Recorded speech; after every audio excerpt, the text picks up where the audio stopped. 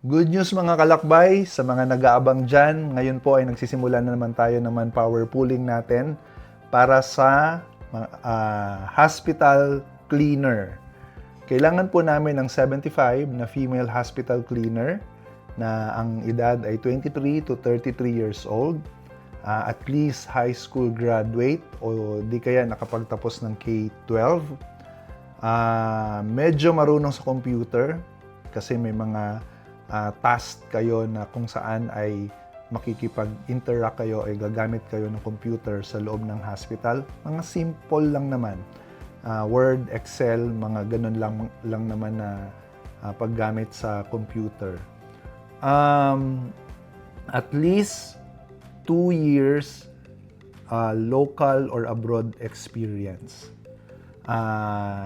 Kung marunong magsalita ng Arabic, it's an added advantage. Mayroong TESDA NC2 certificate. Level 2, facilities cleaning and disinfecting level 2. So yun po ang requirement para sa NC2. Ulitin ko po mayroong NC2 certificate for facilities cleaning and disinfecting level 2.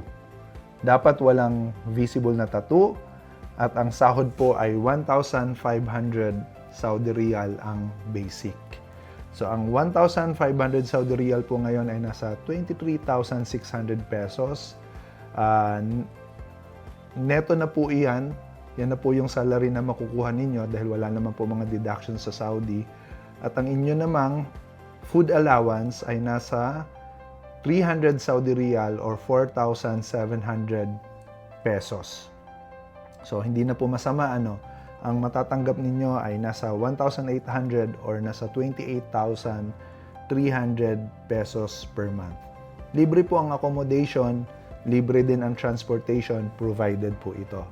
So kung kayo po ay interested, again, kailangan po namin ng 75 female hospital cleaner.